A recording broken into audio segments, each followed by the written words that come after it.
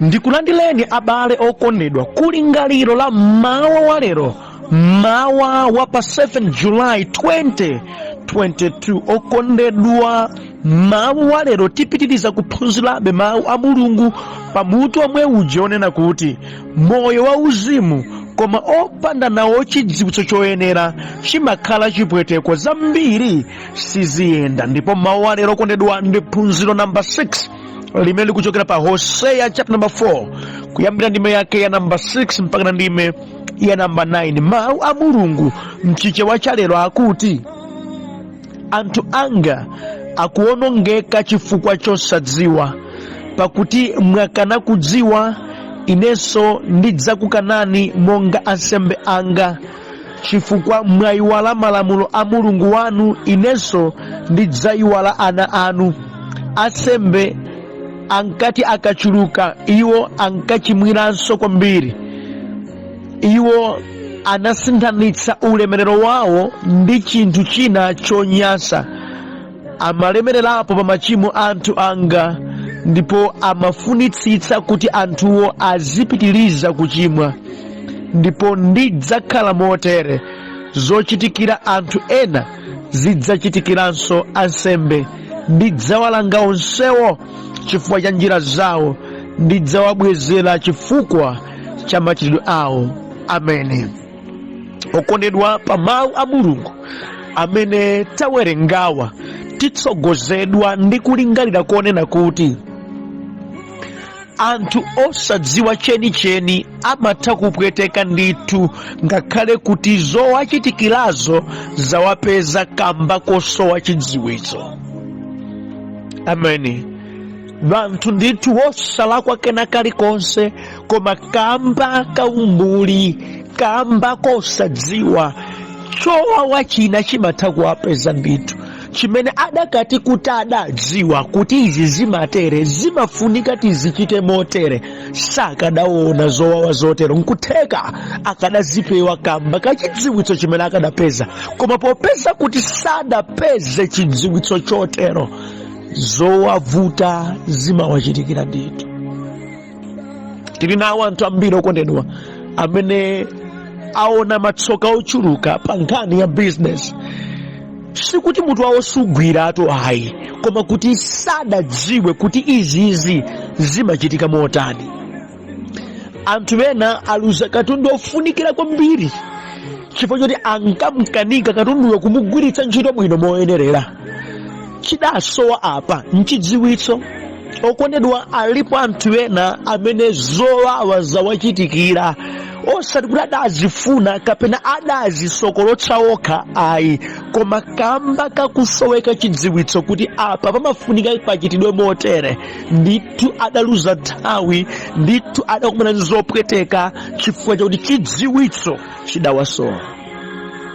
Zimatheka munthu wabwinobwino wosalakwa konse, koma zowawa zimakampeza kamba kosoweka kwa chidziwitso. Chidziwitso ndichofunikira kuzindikira kuti izi zimayenda motere. Nkanatu pa nkhani ya moyo wa uzimu, anthu ambiri okondedwa avutika nazo za uzimuzi, aomba migolo ya mbirimbiri, achitidwa zipongwe zambiri, aona zowawa chifukwa chongosowa kwa chidziwitso. Ali chowawa kwambiri nchakuti anthu ena akafika ndithu mu gahena atalakwitsidwa ndi anthu ena, samadziwa kuti kulandira Yesu nkofunika, amankhalamo mu mpingo, azikazindikira kuti ogonda lakwitsa ine, ndasemphana nchabwino ine, mpamene ali mu gahena wa moto. Pakusemphana ndi Yesu ndithu akalandira chilango. Adakati adziwa nkutheka akanamutsatira Yesu, koma popeza chidasowa nchidziwitso akafika mkuwawa kwa moyo kwa muyaya. Chidziwitso ndichofunika zedi. Okondedwa, sakasakani chidziwitso mmoyo, popeza ngati simukhala nacho zowawa zake mudzakumana nazo ndithu. Mtima wanu ukhale wolakalaka kudziwa kodi pa nkhani ya zachipulumutso mukuti chenicheni nchite, pa nkhani ya izi zopempherazi chenicheni ndichite, pa nkhani za izi zowerenga mawu chenicheni ndichite, pankhani ya zamalonda chenicheni ndi ziti, mudziwe zimene zimachitika zoonadi zake, mukhale nacho chidziwitso chake, chifukwa ngati simukhala nacho chidziwitsocho chenicheni, zowawa zobwera kamba kosoka chidziwitso zidzakupezani ndithu. Ndinene muona mtima, zina zimene tikukumana nazo za anthufe mbamba mtelani ndi chifukwa cha kusoka chidziwitso. Tanyozapo wena kamba kosadziwa, tambitsa maudani ndi wena kamba kuti vuto ndife sitimadziwa kuti zochitira ziyani. Tatenga matemberero pa zinthu zambiri osadziwa kuti izizi value yake Mulungu amayilenga kuti iyapo mwamba kwambiri zedi, ife nkuzilenga zachibwana kuopsa zimenezo kamba kosadziwa. Nthawi ina anatu awansembe wina adapserezedwa ndi moto ku chihema cha Yehova chifukwa chotenga moto wachilendo. Adabweretsa moto wachilendo, yeti Mulungu polamulira Mose adanena kuti moto umene udzipezeka kumeneko ukhale moto wakomweko, iwo nkukatenga moto wina pa zifukwa zawo. Moto wa Yehova udanyeketsa pomwepo. Sadadziwa kuti chauta amaneneranji zimenezi, ndipo munthu akadzabwetsa ndi moto wachilendo adzaona ziti. Sadazindikamba kachibwana chimenecho zidapweteketsa. Zilipo zina zimene anthu kamba kozitenga zopanda pake chifukwa chosoya chidziwitso akukumana ndi matsoka ambiri nawo ambiri okunena amene aseweretsa chuma cha mpingo, akudutsa matemberero ambiri lero lino. Iwo pochita amati ndi mashasha, adadzipalamulira wokha matemberero. Wena ndithu kuseweretsa chisomo cha Ambuye kuchiseweretsa ndi kwambiri zedi, pano pali matsoka adzaoneni. Wena nkuthekanso pa moyo wawo eniweni wathupiwu amaseweretsa chuma chawo, amaseweretsa matupi awo kumangochita zachibwanabwana. Lero ali mavuto adzaoneni, mavuto akulu kwambiri. Sadadziwa kuti zinthu izi mathelo ake adzakhala otere. Kusadziwa mpajaje wakuti ndikufa komwe. Zotsatira zobwera moyo wako kamba kosadziwako zimapezeka. Ndi vuto iri, ndi vuto iri. Sakasakani choonadi, sakasakani chidziwitso. Mudzikira za Ambuye ndi chidziwitso, mudzikhala mdziko muno ndi chidziwitso, zidzakuthandizani kupewa masautso ochuluka zimenezi. Kwa amene adasankhidwa kukhala odziwitsa anthu choonadi cha Mulungu, ngati sateronso iwowo, nawonso zowawa zakusawauza anthu choonadi adzazionanso. Nonse aziphunzitsa mawu a Mulungu, nonse anthu ofuna kupereka chidziwitso choyenera chothandiza anthu, ngati inuyo simuperekanso chidziwitso chomuyenerera, chautanso adzakulangani kwambiri. Zowawanso zakusawauza anthu chilungamo mudzaziona ndithu, chifukwa chidziwitso chimafunika chipatsidwe kwa wina aliyense. Inu amene muli nacho chiperekeni, kaya anthu achilandira kaya sachilandira apatseni. Koma ngati simuteronso inuyo, zowawa zakusapereka choonadicho, zowawa zakusapereka chidziwitso choyeneracho mudzazionanso. Kondedwa, pankhani ya chidziwitso, chidziwitso chingofunika kuti chilandiridwe chikamanenedwa. Komanso chidziwitsochi chinafunika chidziwitsidwe kwa anthu onse. Zitengera anthuwo kuti kodi atsata zimenezo kapena ayi. Koma pankhani ya chidziwitso chinafunika chilandiridwe mu mtima. Zenizeni za malemba zilandireni, ndipo zenizeni za malemba zifalitseni, anthu azidziwe. Zitengere mitima yawo italandira kuti itsatira kapena ayi, koma zifikire kwa aliyense. Izi zimene kumwamba kuyembekeza. Amene mawu a Mulungu amene tawerengawa kudandaula kwa Ambuye nyengo imene chimpwirikiti chinali paliponse mu Israeli, yeti anthu ophunzitsa za mawu a Mulungu adalipo. Tsono mfunso nkumati, anthu akusokera bwanji pamene owatsogolera alipo? Tamvani kudandaula kwa Ambuye kuti anthu wanga akuwonongeka chifukwa cha kusadziwa. Adakatatsa zenizeni zimene ndimafuna, sakadafika pa mulingo wopembedzaso mafano ayi. sakanafika pa mulingo pondisiya ineyo ayi, akadafunika kuti atsate zenizeni zokhazo zochoka kwa ine. Koma taonani ndi anthu angadi zoonadi, koma popeza asiya chidziwitso chimene ine ndinawapatsa, popeza sakuzindikira kuti ine ndifuna ziti, ndipo iwo akazisiya zimenezo adzakumana ndi ziti, tawaonani ali kuonongeka. Akuwatchulawa ndomudziwa kale Mulungu, akuwatchulawa ngosankhika ake aiyeyo amene amapembedza dzina lake, akuwatchulawa anapatsidwa udindo wopangitsa kuti wena azidziwa zambwe. Nawo ngati iwo amene adapatsidwa udindo wokuti azidziwitsa anthu ena zakuti Mulungu ndani, nawonso chidziwitso chimene chachitaya akungokhala monga maganizo awo, kodi otelewa angapese mwayi nchifukwa Ambuye akuti anthu angawa ndikuwavomeratu ndi anthu anga, koma chasoweka mwa anthu angawa nchidziwitso. Sakuchita zinthu monga mwakufuna kwanga, monga mwa chikhadziso changa, monga mmene ndifuna. Mwayi chitawaonani akuonongeka. Kuchitaya chidziwitso kumabala chiwonongeko. Okondwa ngakhale moyo wauzimu opanda nawo chidziwitso chimakhala chipweteko ndithu. Iwe mwini wake umakhala kuti ukudziuza kuti zikuyenda, koma Mulungu akamaona akumva chisoni, chifukwa ngati wasiya zimene iye adakhazikitsa, ngati wasiya mawu ake, tiyembekeze mavuto basi. Alipo ambiri okondedwa kamba kosadziwa adagwira zopanda pake ndipo akududuka nazo zimenezo. Ndi anthu okhumudwitsidwa pa nkhani ya chipembedzo chifukwa chimene adagwira sichoona. Ine ndipati kumapeto kwa dziko lino kapena kumapeto kwa moyo wathu, anthu ambiri akhala okhumudwa amene sadadziwe chenicheni chimene malemba amaphunzitsa. Akakangana mbuyo nkumati moti ndidasemphana ndizo pamene maso adzatseguke kuti azindikira tsopano kuti mudagwira zopanda pake, mudagwira zimene kuno sitizifuna, pamene adzadzimvera chisoni angotaya nthawi pachabe. Nchifukwa chake ndikukupatsani mawu amene musadafike podzakhumudwa motero. Ndikukuunikirani, pitani ku Baibulo, werengani Baibulo tsiku ndi tsiku nokha, mupeze ndi kudziwa kuti mawu a Mulungu amati chiyani. Masiku athu ano zabodza ndi zambiri. Masiku athu ano anthu akungovina monga mmene waiverera. Masiku athu ano zumavuta kuti usiyanitse pakati pa chilungamo ndi bodza. Munafunika musakesake chidziwitso choyenerera, musakesake zimene mukudziwa zikhoza kuthandizani zopezeka m'mawu a Mulungu.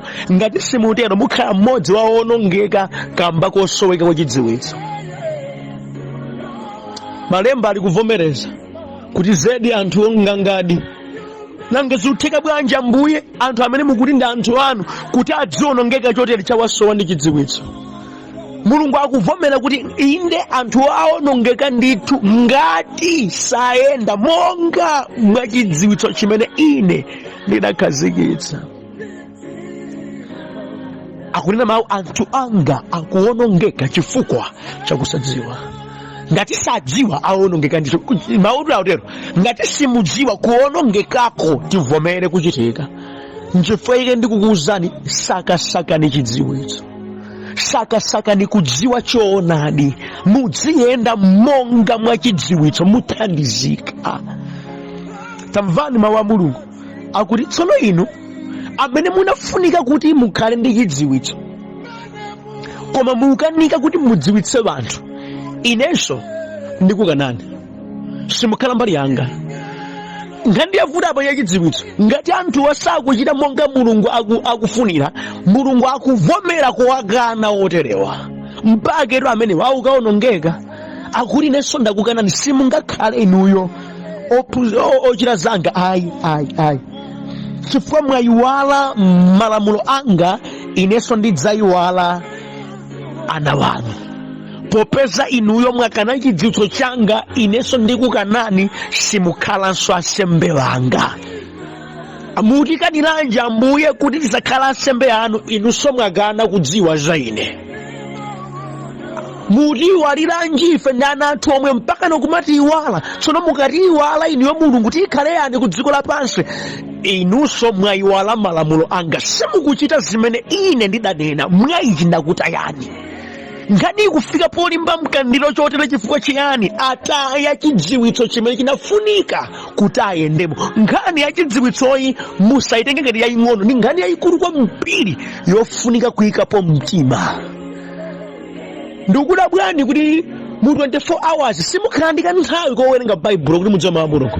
Muyenda bwanji mchidziwitso cha Ambuye? Ndikuda bwanji twine kuti 24 hours daily simukhala nkanthawi kuti mugodeko pansi ndikupemphera? Mudziwa bwanji za Ambuye?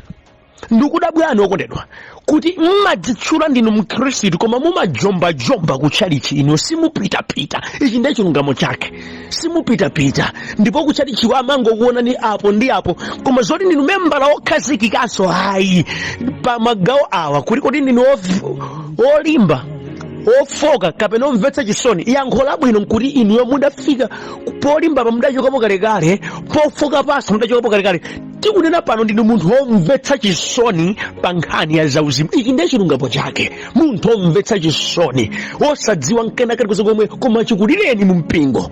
Okondedwa, mukuti Mulungu akuvomerereni pati? Yehova akukana popeza mwakana mawu anga, mwakana chidziwitso changa, mwachisiya inenso ndikukukanani kukhala nsembe yanga.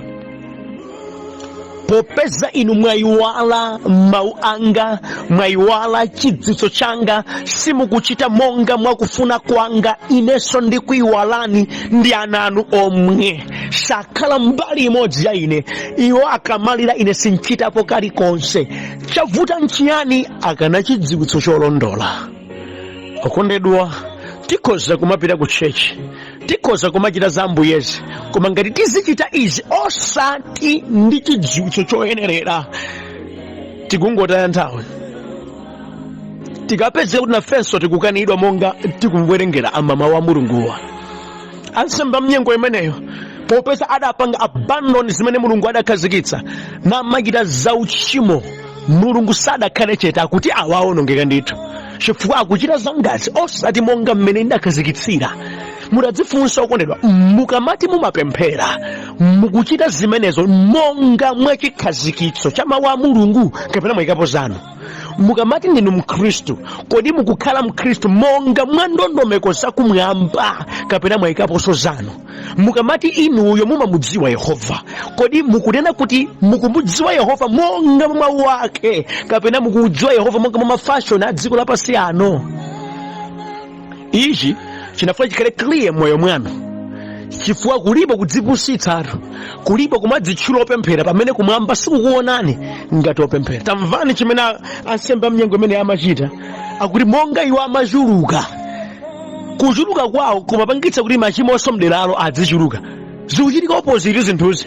Adakati wakuchuluka bwezi unene kuti kumveka kwa mawu a Mulungu kukuchulukanso, mwa icho okhala mchidziwitso cha Mulungu akuchuluka, ndiye kuti uchimo bwezi ukutsika. Koma iwo samatero, popeza adapanga abandoni za Ambuye, amapititsa patsogolo uchimo. M'malo mothana nawo uchimo ndi mawu achauta, iwo amapanga promote uchimo. Kodi sizuchitika lero zimenezi?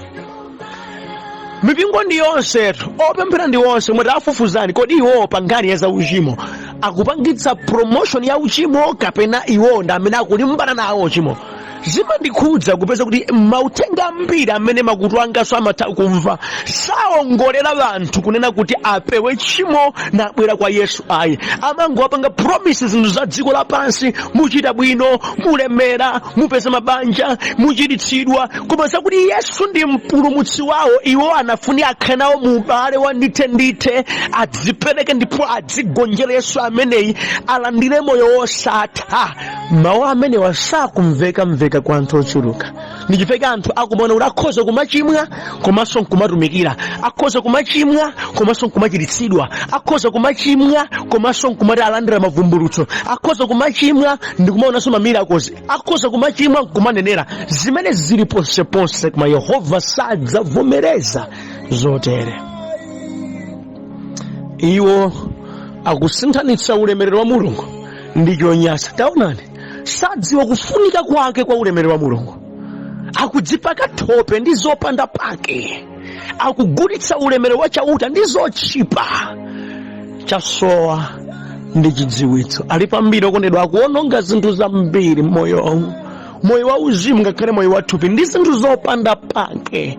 Akadadziwa awa kuti apeze zimene ali nazozi, mtunda wake udali waukulu bwanji. Akadadziwa awa kuti ayende monga mmene akuyendera mu Yehova adachitapo chiyani. Akadadziwa awa kuti chipulumutso chipezeke ku dziko lapansi zidatengera chiyani. Sibweza akuseweretsa chimenechi, koma poti chidziwitso chasowa akuzitenga ngati zophweka, akudoda chipulumutsochi, akusewera nacho chipulumutsochi ngati phada ndithu pa chipulumutso cha Ambuye. Maseweratu awo. Tamvani mawu a Mulungu akudandaula akuti makosana awa akuchita zotere. Machitidwe awo iwowa akukhazika mu uchimo, koma ine ndidzawalanga ndithu, ndidzawabwezera zowawa malingana ndi machitidwe awo. Mulungu sakubweza mawu pakutaya chidziwitso chake, pakutaya malamulo ake, pakutaya njira zake. Yehova sadzakhala chete, adzabweretsa zowawa zotsagana nazo zimenezi. Kodi inu sizikuchitikanso ni motero? Kodi inuyo pa ubale wanu ndi Mulungu uli otani? Kodi mkati mwanu chidziwitso cha mawu a Mulungu chilimo? Mukamadziona mmati mudawerengako Baibulo mabuku angati amene mukhoza kuwafotokoza kuti mumawadziwa, ndipo mukhoza kuwapanga apply moyo wanu wa tsiku ndi tsiku, ndi magawo agati ukula koseko ndi magawo agati. Muja mudakhala nalo Baibulo anu simuligwiragwira Baibulo kumachitika fumbi zoona, koma malemba anenetsa kuti mawu amene udziwagwira tsiku ndi tsiku ndi kumalingalira kuti udzakhoze kuchita mwanzeru. Ndiye kuti ngati suwerenga sungakhozenso kuchita mwanzeru. Opposite ya zeru ndi kupusa, ndi uzichita mopusa. Achulukirenji wanthu ochita mopusa chifukwa cha sowa ndi chidziwitso. Kuonongeka kwina tikuonongeka mdzikoli, kupusitsidwa tikupusitsidwa moyo wa uzimu nkana wa thupi, chasoweka ndi chidziwitso. Nkadakupemphani okondedwa kuti sakasaka ni chidziwitso cholondola. Zipatseni discipline ya kuwerenga mawu a Mulungu, ya kumvetsera uthenga, osati monga mwa entertainment, koma kuphunzira kuti moyo wanu ukhale ndi chidziwitso pa za Ambuye. Simudzapusitsidwa, sadzakupusitsani munthu wina aliyense ayi, chifukwa mudzakhala mukuchita zinthu ndi chidziwitso choyenerera. Ambuye akudalitseni pamene mukulingalirazo zimenezi mawu a lero. Chisomo kwa inu, madalitso ochuluka. Amen.